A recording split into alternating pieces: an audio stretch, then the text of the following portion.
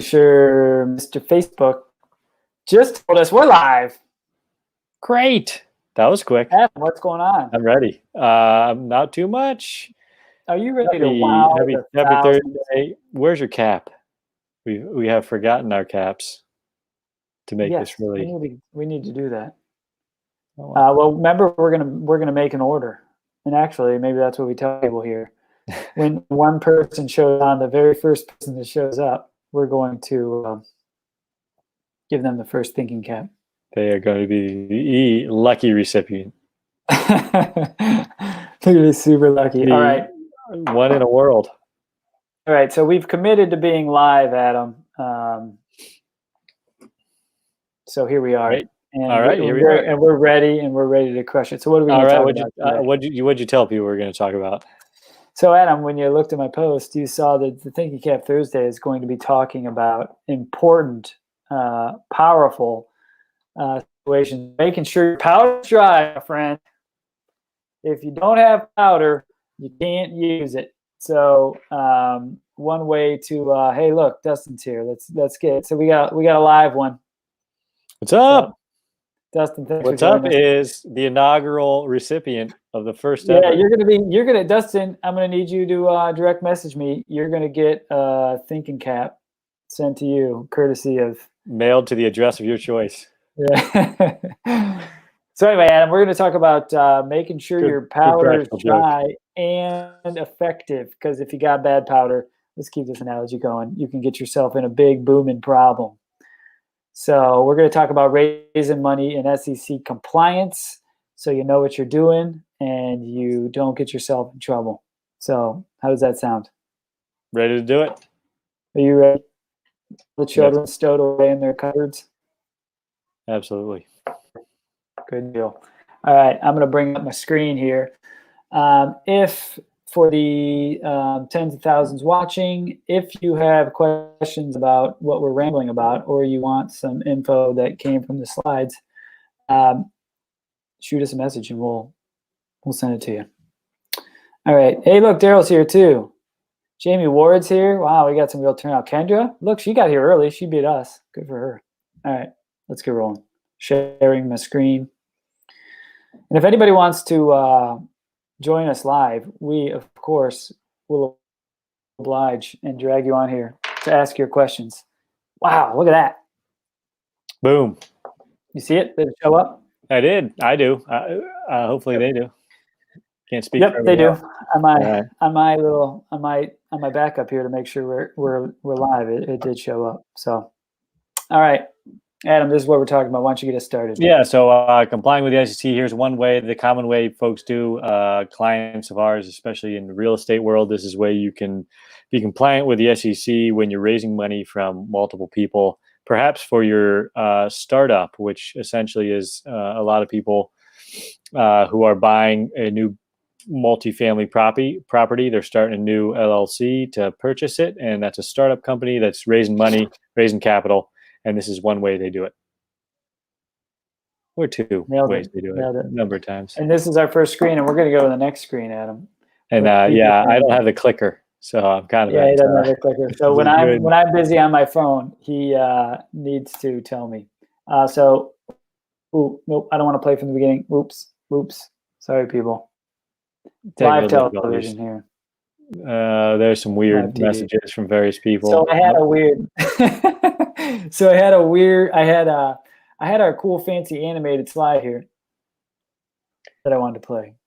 Oh, okay. Is it working? Got it. Don't think so. Sorry, folks. Oh, there it is. It's working. See, there you go. It worked. All right, moving along. We're having sort of some fun. The crowd's going wild. Importantly, people, read this. This is for educational purposes. Don't go leaving here thinking you're going to do your own private placement memorandum and not get yourself in a whole heaping pile of trouble. So this should only be if you have questions afterward, you can call. Hopefully this greases the wheels for you to understand there's a lot out there for you to learn about or pay someone to do for you. So that's kind of the purpose of this. Anything you want to add to that, Adam? Nope. Just we're not your attorney until we are, and consult an attorney in any of these sort of circumstances. Right, and just whatever. because we're the bozos that show up on your Facebook feed doesn't mean we're the only guys on earth that do this. So find a good relationship, people you like talking to, and exercise that, because it'll save you a whole bunch of trouble. Man, we got some people saying stuff to us. Hey, look, Brian Chavis, he just sent us a text, and now he's live. Sure Daryl did. Brooks, ooh, Can confirm that. Nick Burton, beautiful eyes on that one. And good, Jamie Ward again, more curves, perfect. Not really sure what that means. But we're gonna go to the next Perhaps slide. the slides. I hope he's talking about slides. Yeah, I think so, probably. This is some of the stuff where we get a lot of our contacts and what we do day to day, a whole bunch of different real estate things. So what we're going to talk about today are these bullets over here. We're going to talk about the history of this stuff, what syndication is, what is security, Regulation D, which allows for these exemptions. And then we'll talk about some of the specifics of deciding which security exemption you want to use for your capital raise, be it real estate or for some other business venture. And then some of the other details of what a private placement is and how that works, and don't be a bozo and raise money without doing this stuff. So, Adam, why don't you get us started with slide number Here's 6. a little slides. It's historically, the point of all this is essentially to protect investors who are giving money to an operator who's taking the money and putting it to use. There's a Securities Act of 1933 and Securities and Exchange Act of 34 are the kind of beginnings of this. These days, what we're talking a lot about is Rule 506 and Regulation D, and registering financial and other information goes to investors. And so that's a little bit of historical. No one really cares on a Thinkin Cap Thursday, so you're going to hit the slide. But that's sort of where it sprang up, and it changed a lot with the Jobs Act back in, is that 12 or 13? Boom, look at that. Oh, there you go. Jumpstart our Business Startups Act created the 506B and C. Those are the two we're going to talk about mostly today. Prior to that, there were had the old rule of 506. It didn't have the distinction between B and C. And so there's always this pre-existing relationship we'll talk a little bit more about, but that was your only option previous to this. We'll get to C later in more detail, but the basic idea is that allows people to raise money through from folks that don't have a pre-existing relationship. They aren't friends and family and business associates that they're familiar with, which is the old rule. They created a new rule that allowed people to broaden their options significantly. Yep. Syndication historically has meant a bunch of things. These days, it means gathering money up, usually under one of these rules, these exemptions we just talked about. They exempt you from being a public offering, like a stock on a publicly traded platform. And so they're what's called a private offering, because you're offering it only to individual people, even if they're strangers. With C, they're still it's still an offering that you're not opening up to the general public. It's only through relationships or however you reach your folks. So syndication is sort of just pooling money together. There's a person, an operator, general partner, or sponsor, usually called, pools as much possible together, and then also usually get some bank financing.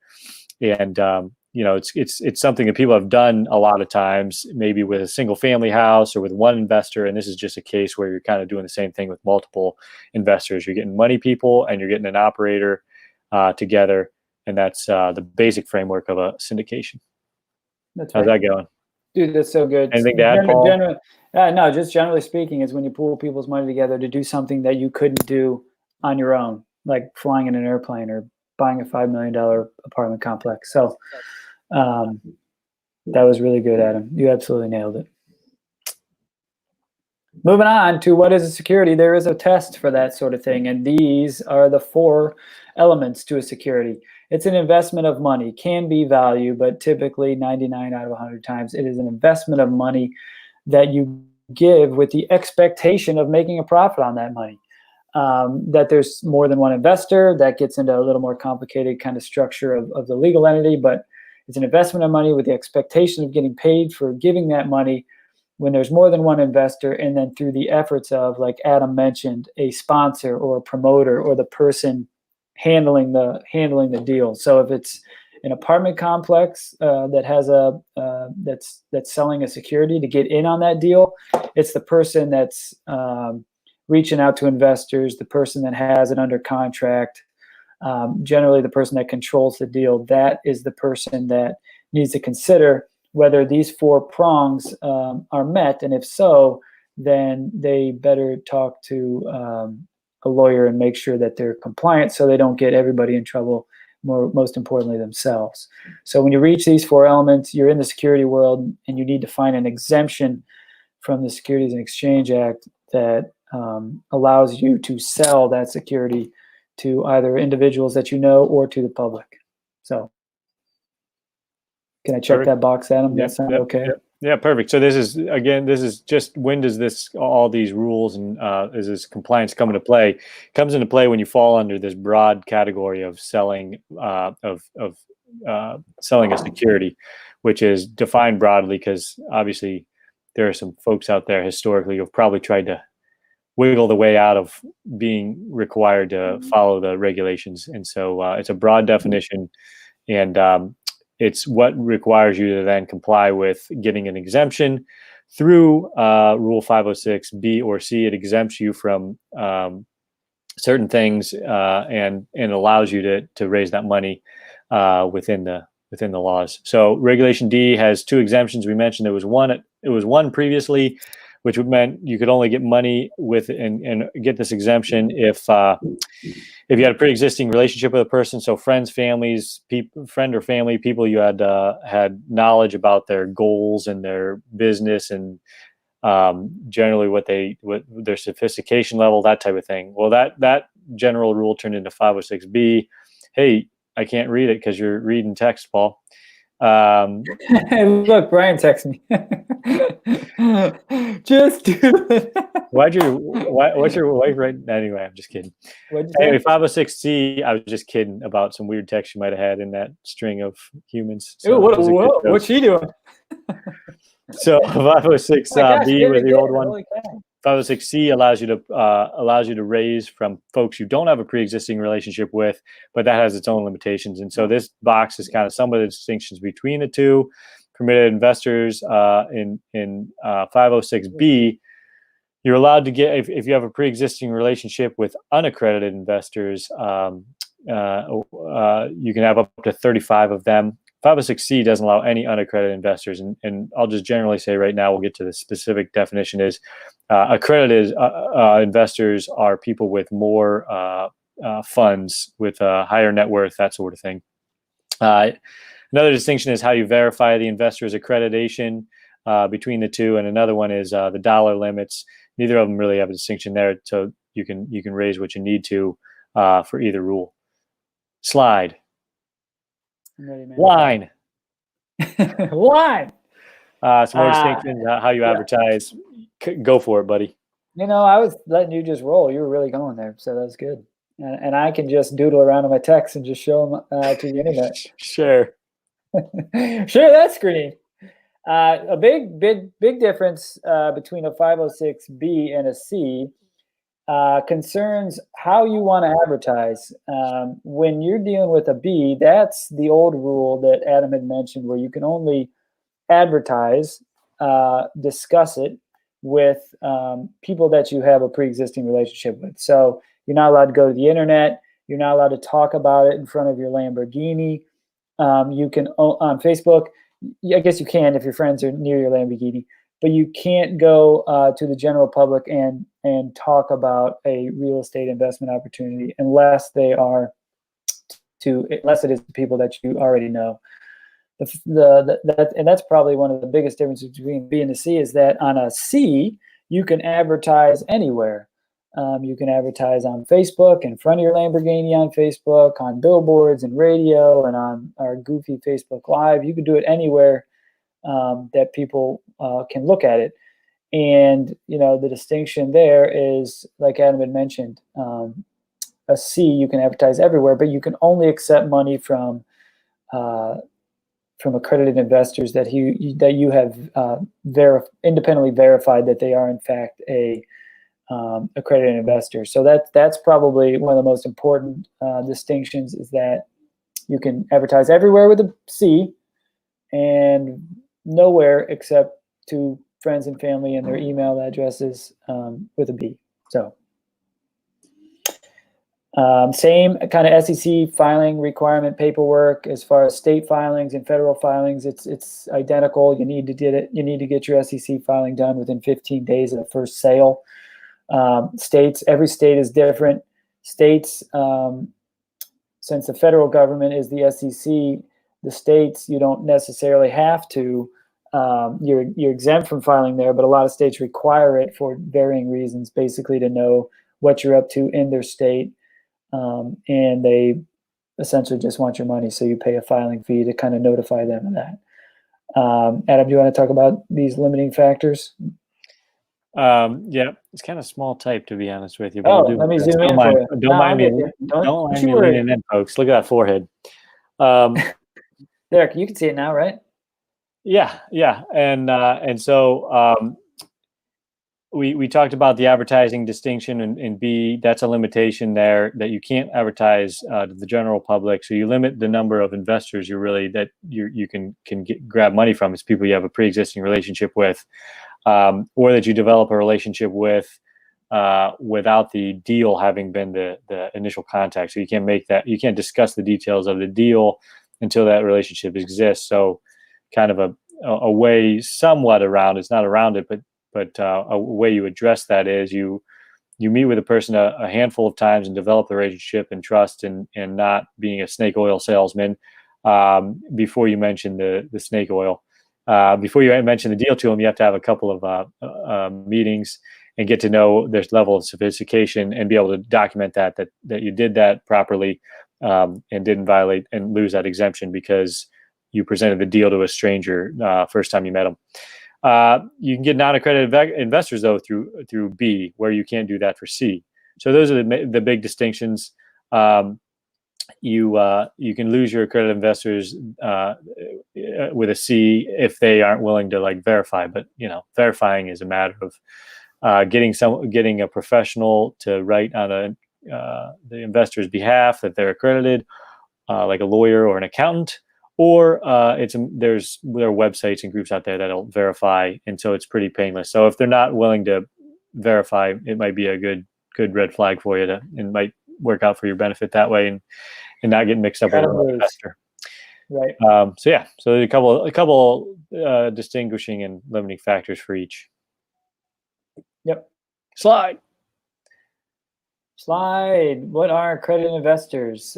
These bullet points, as long as you can read. Adam, do you think you can read that? Because you're looking at, I think, essentially the same thing other people So we mentioned higher net worth. It's 1 million net worth for an accredited investor, or an income of $200K a year for an individual, or $300 for a married couple. So that's a person who has assets.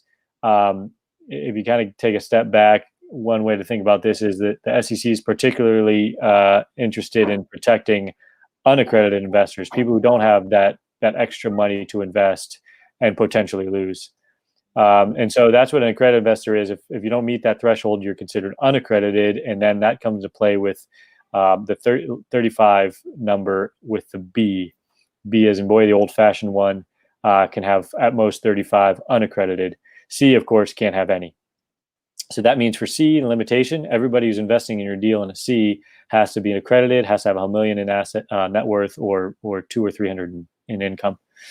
Verification, you have to take reasonable steps when you're doing the C, and that could be utilizing one of these websites. That's considered a reasonable step. Using a third party to verify is considered a reasonable step. Getting documentation and all that. If you don't want to pay the fee for a third party, the trade-off is you're risking that you think you got it from somebody, or somebody checked a box when really you hadn't verified it properly and didn't put it in the file. So there's some liability in not using those websites, but you have to take reasonable steps to verify. You can use tax returns, W-2s, brokerage statements, that type of thing.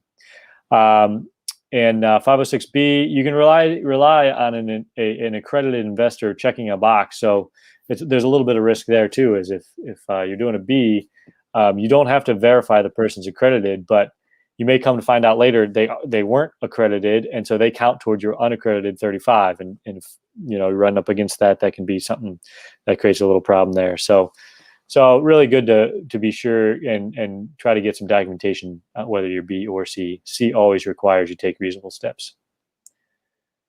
Cool. There we go. Boom.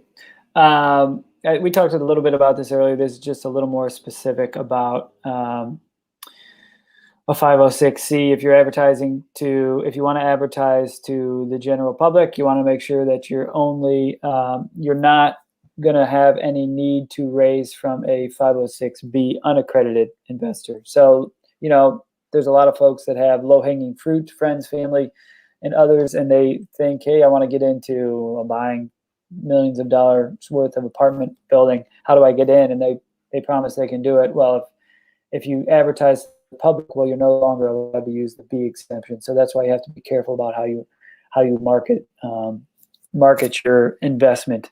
You want to make sure you have your discussions with the boring lawyers before you go out there to the market, because otherwise you may limit yourself when you want to do something else. And 506B, like we've been talking about a number of times here, there's a few ways to obviously get that out. It's got to be people that people that you can reach out to by email, but you have to have known them so you don't potentially lose and run the risk of the SEC having some problem with it later on. Do you have anything else to add in here, Adam? Oh, it looks good. Slide. Okay. This is the purpose of a private placement memorandum. That's what a PPM is. If you're spending any time reading, real estate investment books, or you're on Facebook, or you follow some of our goofy posts, a PPM is a private placement memorandum. So it's a offering document, or a disclosure document is another way to think about it. PPM is the common name for it. But to take a step back, it's a document that just discloses all the details of the offering, and all the details of the company that you're starting up. If you're a real estate company starting a new company to purchase some properties or start a fund. And to take a step back, the idea of this disclosure document is that you're being upfront and honest and transparent about your deal with investors, and it does a number of things. It protects you from that individual investor from coming back and saying, you never told me this or that, as long as you have it in the document. You did tell them. And so there's the anti-fraud statutes that an investor might try to assert against you. But if you have a good PPM that made disclosures, the necessary disclosures, it protects you from that. It also then, on the regulator side, is the document that they would look to see if those disclosures are made. So you have the individual investor to worry about, and also the SEC and other regulators to worry about. And this document's important because it makes the disclosures that are required to avoid that allegation of defrauding investors. So some of the things you want to put in it are listed here: objectives, risks, terms of the investment in the company, protection against future liability, like I was just mentioning, and making sure you don't leave out anything or misrepresent anything. You give some background about management, the management experience and background. If there are any things in the closet, you want to mention those things. If there was a past of a real estate deal that went bad and led to some lawsuits or things like that, those should be disclosed, because maybe somebody would come back later and say, if you told me that, I wouldn't have invested. And that's essentially what they need to kind of make your day no more fun. So yeah, just project, give the details of the project, industry, some hurdles of success. You try to project you use some language that looks to the future and tries to project what will happen, and then say, but of course, we aren't sure that this can really happen. So if you're putting this together, you're going to be disappointed when it talks down your deal. But that's what you need to do, is be honest about some of the things that could happen, not what you hope happen, what could happen. That's right. Yeah, and another important piece from putting these things together is that you actually know what you're selling to people. It's not going to be a moving target once it's in writing, because you have it on paper on what you're actually selling. So there won't be any kind of mixed messaging on, well, I think I told this guy it's a 10% preferred return, and then this, the next day I think maybe I could sell 8% to this. I mean, this is on paper. It can always be amended, in certain situations and things. But when you're trying to sell it initially, it's good to have it down, and it's a nice way to kind of focus your message. So these are the many things inside a private placement. A ton of disclosures to folks, the risks of real estate, and if you're selling a real estate security, the risks of whatever you're trying to sell, whether it's buying into a widget, manufacturing of a widget, or the creation of some intellectual property. More often than not, we're working with real estate investors, so it's the many downsides of real estate investment, because you want people to enter into this stuff knowing how risky it is. Even if you're a wizard, even if you own bazillions of units and you've done it thousands of times before, there's always some unknown that could pop up. So you want to make sure people sign off that they know that and they're entering anyway. So, do you want to talk about these? I don't think anybody cares. You get the general idea. I think we touched on enough. Right. Yeah, we're at 25 minutes. I think most of our time has been talking about nothing, but a subscription agreement is the affirmative act of the investor in that they want to participate in your offering. So these are things like, hey, I'm investing in your deal for this amount. I'm giving you this much money. And upon executing the subscription agreement, that means they're buying into your deal. So we don't have to get into, I don't think, the specifics of these bullet points, but it's essentially the follow-up to, hey, I've handed you this big stack of cautionary paperwork. Now you've reviewed it. Now you have to return to me a subscription agreement saying that I've reviewed everything, and now I want to dive in, and I sign this, and I give you my money, and now I'm part of the group. Yep. And there's usually a questionnaire too we have there that just goes through if their sophistication, them verifying that their level of sophistication, and if they aren't that sophisticated, but they're using someone else to help them make the decision to invest, that's an opportunity for them to disclose who that is and have that on file. And so that's one other element of the agreement, subscription agreement, is that questionnaire. Yep. And we have a couple questions, so we'll answer those when we wrap this up in like 2 minutes. So we can get through the really boring stuff and hopefully answer some questions for those people that have them. For anybody that wonders, like, hey, how does the SEC really get involved? This Form D is kind of your big interaction at the outset of the offering. It's a paperwork that you file to the SEC, kind of letting them know what you're up to, so they can be in the loop that there's another entity out in Ohio that is buying an apartment complex. So it must be filed within 15 days of that first transaction. Typically, that's when the real estate closes, and then you file the stuff. Just depends how you're set up to do it. It's got an EDGAR system, which is just the boring federal acronym on the electronic data gathering something or other. And then this is where you disclose certain information about your fund, and who's who in it. You don't have to get into a ton of specifics, but you can put as much or as little pretty much in there. Adam, you got anything else to add in that? No, it's good. It just gives some general outline of the offering, and folks that are involved, the company's name and information, and sign off on it. And it just is a database of basic information like that. Yep. So there's some liability. We just sort of talked about a little bit of this. If you don't have that offering document, and investors complain or sue you, regulators get a tip off or whatever, the investors could make claims against you just civilly. The SEC may also, both federal and state regulators may get interested in that. And if it's pretty straightforward, you don't have that document to show them that you made those disclosures in an offering document, PPM, then it's pretty tough to make a defense on that. And maybe some investors are mad and are making things up or whatever that is that might happen. You're left in a pretty tough spot there. Right. So the administrative proceedings can be fines. There can be sanctions and criminal charges or jail time from a court case if that were to be brought against the company or the sponsor. So be like this. Don't be like this guy with tons of flyers everywhere.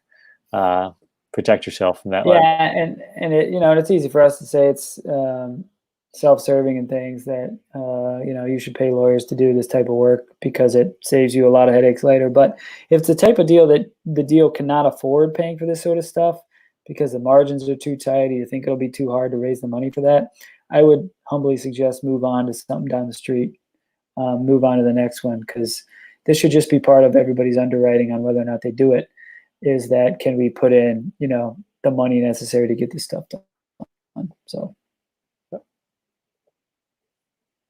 Cool. All right. Yeah, and I think we talked about some of these kind of nuanced deals throughout.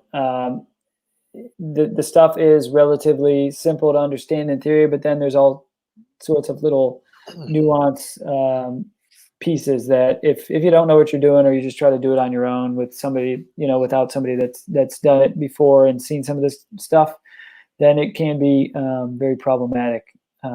So. Like one of the things would just be people fibbing on their whether or not they're accredited investor on a 506B. Let's say somebody that's done really well, and they say that they're accredited, and they don't do you don't go through the verification process because in a B you don't have to. It can cause some problems if you're raising from a number of other unaccredited investors. So without knowing that stuff, you can get yourself in some difficulty. And like we said earlier, make sure you're talking to people that know what they're doing. Doesn't need to be us, of course. We would love to hear you call, but you want to have somebody you trust you can ask these kind of questions to. Yep. The other important piece of these is like, how much does silly lawyers charge for this stuff? It really depends. Most times it's between, I don't know, I think reasonable amounts are between somewhere right around 10 G's is what most people are doing. But it all depends on kind of how the structure is and how much time it takes. So it's an expensive venture, but like I said, if it's something that you're not willing to spend on, I don't think you should probably do it. So. Yeah, and we didn't talk too much. It was one of the bullet points I think that was up there, but just in case folks didn't see it, some of the details that go into it are also how sponsors getting paid, are there fees that are going to be collected on acquisition or disposition, and some things like some details about that. And as far as the cost goes, part of what was going to be disclosed is whether or not that those costs are going to be paid for through the fund, through the revenue of the fund. And so if it might be an upfront cost, but it would then be reimbursed, or could be reimbursed by the fund if you set it up that way. So it's an upfront cost, but it can be mitigated through that, and once that revenue starts coming in. That's right, and sometimes we see it taken care of at close too. So there's a number of ways to do it. Mm-hmm. And last but not least, is us. So if you have questions, send us an email. Hit it one more time. I think there might be some production value on this slide. I think so, but like when I'm doing it this way, I don't. It doesn't seem to move. Space bar. It used to wave, which was really cool. So I'm going to stop sharing the screen. We got a couple questions, so let's run through those real quick. All right. Hopefully we can answer. I think the waving hand would have really been one. It really would have topped off the time here. Figure out pricing. We'll do that one next. Dave asked us, a little late to the presentation, the 506 fee fund, regardless of it being a BRC, can only be presented to accredited investors. No, I think what Dave's asking is, can you only try to pitch this to accredited investors only? And I say no. A B is the one that you can have friends and family, and if you have a pre-existing relationship, you can talk to them about the real estate opportunity, but it's got to be somebody you know well. So that's a B. A C, you can present to everybody, and you just won't take an unaccredited investor's money, but you can present a C offering anywhere. Yeah, so distinction between presenting and taking money, I think, is the important thing there too. Yeah. Right. Next question. So Dave, complex, and we're not going to get this one because I don't really know what you mean. So that'll be too specific. Dave, if you want to talk about that, send us a message. Adam, Dave asked if we're brothers. Yes, we are. Good question. We can answer that one. Boom. Adam, I'm going to let you talk to Dave while I check my friends in the other room on some of the best practices. Like, how do you find accredited investors? How have our clients done that? I'll be right back. Cool. There are a few ways. There are one way folks do is if you're familiar with self-directed IRAs, those self-directed IRA companies, who's I can't think of the name of it for some reason right now. Sorry about that. They have events, and so that's a place where a lot of accredited investors might meet. So they have events, educational event type things, and that's one way. Get out there and network. Your local RIA has a lot of folks out there that not all going to be accredited, but just building out that network. There's also clubs out there. There are like family office clubs and other things online where you might find some accredited investors. I know some folks sell lists. I don't know how reliable they are, but that's one thing we've come across with clients is that there are mass marketing lists of accredited investors. So those are a couple of ways. Paul, any other ones? Said self-directed events. No, I mean, everything is takes longer than you need it to. And, we talked in, I think the post I put up there, we had a picture of General George Washington in front of an apartment building. And he's saying, hey, we need our apartment dry. And the guy's like, we have no powder. So it's hilarious. I know. I mean, it was just hilarious. But the idea is that you need to have that stuff ready when you need it. And it takes a ton of time to do that. So I think I heard you say self-directed IRAs, lists, family offices, all that stuff is all relationship based. It's very unlikely that you're just going to be able to go out to the public and market what you think to be a screaming deal. And then someone's just going to be like, oh man, I really, really desperately want to be part of that thing.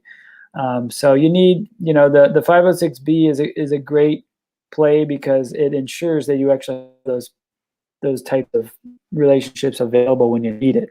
If you think, hey, I couldn't sell this to people that I already know, then you need to get to work because that takes a lot of time to get there. So, Dave's. So one of the questions Dave's asking here is, what are some ways to figure out pricing? And I think he said that in the context of, how do you know like what value to price to an investor, right? So let's say you give me $100,000, I give you equity of this apartment complex and some sort of return. I mean, I think the best way is to hang around people that do this often. You'll find out very soon. Go on the internet, kind of people market improperly on the internet all the time on what they're investing. A lot of our clients are investing kind of a hybrid debt equity approach where they say, hey, you give us money, we'll pay you for that money while we're adding value to the complex. Then when we are able to pay off your money, when we get this thing more viable and we get a bank to lend us refinance money, we pay off your money and then you hold equity forever. So some ways to figure out pricing is essentially just spend time in the asset class with people that do it often and, see how they're doing it. That's the best way is to mimic. How's that sound, Adam? Yep. No, yeah, that's it. Just it's really a case by case basis. Debt, equity, you just got to figure out what would be attractive and get investors, and also be something that you're going to be able to accomplish and make money yourself on. Yeah, and David brings up a good point that we didn't talk about here either. A lot of people are like, hey, what if I just pay somebody to raise money for me? You need to be a registered broker-dealer to do that and get paid a commission. So Dave is going to be your guy now to help you raise money for your deal, and then he can make money, and your investors can you can find investors through guys like what David, I presume, is going after, is to get access to other people's money to invest in deals, and you can only get paid for that if you're a registered broker dealer. So thanks for sharing, Dave. Reach out whenever. Adam, is there anything else that you want to ask? Does anybody have any questions? Because we're going to do everybody a favor and shut this down if not. No, I hope people got a little bit out of it if they've never heard of this disclosure document and setting up properly to do an offering. Just to summarize, you're setting up a new company, and you're asking people to invest in it. Not much different if it's a real estate deal. People sometimes are confused by that. it's not real different than any other startup that's trying to get off the ground. The nice thing is there's real estate associated with it, so it kind of, I think it makes it for investors feel a little more secure and familiar and everything, because investing in real estate's not a brand new thing, and it's a thing. It's not just an idea or just, you know, some manufacturing process reliant and all that sort of stuff. And so it's a startup you're getting, and then you're putting together some disclosure documents so that you can collect those funds and put them to use. And then there's some registration and some things that go along with that. In summary, Paul, You nailed it. That was really good. Adam, I'm always learning a lot from you, so good job. We'll this Thursday we've been thinking, where's the hat going? Once again, hat is going to Dustin if he writes. I mean, I'm Dustin. not gonna, you know, you can, what is it? Something about a horse to water, but I don't know. You can lead a horse to a thinking cap, but you can't make him wear That's it. right. You can offer You can offer a thinking cap, but if they really don't want it, they won't tell you how to get it. So, So all right, next time. Hey, I think we're ruining Facebook feeds tomorrow, right? Learn a little. Think of a good topic. Actually, I think I have one. Yeah, so, we've been talking about it for weeks. Check our social media calendar. That's right. Exactly. All right, man. I'll talk to you later. All right. Thanks, folks. Thanks, everybody.